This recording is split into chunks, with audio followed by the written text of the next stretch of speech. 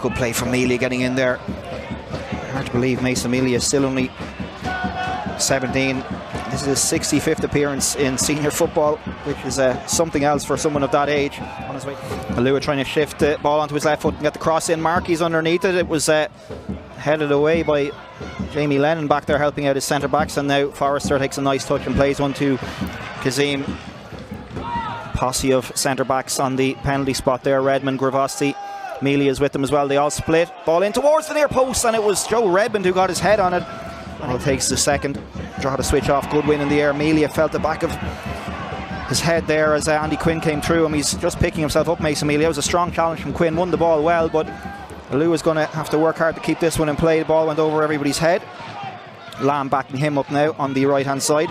Farrell on the edge of the box, right hand side, swings one over. Oh, and Anang had to get a fingertip to that one. I think that was a cross from Shane Farrell, but he almost caught Anang, John. The tackle of Markey, and then Markey presses on to put the squeeze on Redmond. McLaughlin. Ryan Brennan comes out to make a challenge on Lennon. Lennon gets past him, but eventually down to stop that one crossing the whitewash, and it would have been a throw in to St. Pat's. Kazim gets a little nudge in the back from Warren Davis, and he collides with the advertising hoarding down below us, and he looks like he's in a little bit of pain. Kazim, referee has shown a yellow card to Warren Davis. That's harsh. That's harsh, I think. Down the line from him, he's grabbed a few yards here, and it's returned by Ryan Brennan. And it's now in the centre of the pitch with Amelia. That's going to be a yellow, I think, for Ryan Brennan there. He knew what he was doing, John, and if the one earlier for Davis you thought was a little bit harsh, no quibbles about that one. No. But it's been an interesting game, not necessarily a classic, but there's plenty of time left yet, and Mason Mealy, he's just showing signs early in this second half of clicking into gear a little bit. Almost nicked the pass to Conor Keeley, but Keeley did really well. Now McClellan has a crack, and again Keeley gets his foot to it.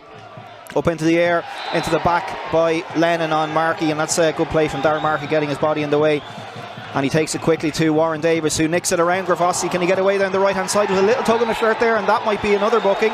Should be, Dave, should be if you're going. Yeah, good refereeing, has to be. I'm just noticing something already that Pats have obviously tweeted from Markey initially, but the ball's gone in to Bulger, gets a head in it and into the keeper's hands. Good gather from Joseph Anang, but a good alterations, and Kieran Cruz the left back. So a lot of defensive cover on that Drogheda bench, maybe a little bit light on attacking options, but a reminder of course that Douglas James Taylor and Josh Thomas, the two strikers, are still out injured on top of it. So Conor Kane maybe the one to hit it. Up he comes, and it's towards the far post. Oh, it's just gone over, and Anang, that one was beating the keeper, but it went just past the far post and wide. So we're going to see Brandon Kavanagh coming off, and it's going to be Keane Levy to come on. Heaney around the corner for Farrell, and he does really well to win that foul because Chris Forrester looked favoured, and he has a crack. Tried to catch Anang out of position, but it was straight at the goalkeeper. As things stand, they would go level on points with Drogheda at the top of the table, but there's plenty of time left yet for twists and turns. 72 minutes, almost 73 gone at Sullivan and Lambe Park, and Pats want a free kick there. They're not going to get one. And the ball through the middle, again Alua, and again Gravosti. A little bit hesitant this time, Tom Gravosti. Alua almost got there, but breaks away, and Bagley can come away with it. The games couldn't look really tired. The ball, Owen Mealy does really well there to knock it around Bulger, who needs to get back there. James Bulger, a good play from Shane Farrell into the box, and it's going to drop over the head of Owen. Redmond has put that over his own head, and it's headed past the post by Alua. How close was that? Joe Redmond has hardly put a foot wrong all night, but don't rule out a late goal yet. Here's Levy. We saw one in the 96th minute in Tala earlier on. What are we going to get in Sullivan and Lambe Park? Shot comes in from Bagley from distance. Oh, it's a great save. Markey is furious that there was nobody closing him down. They just look tired out in their legs at the moment, Dave. They're dropping off very, very deep.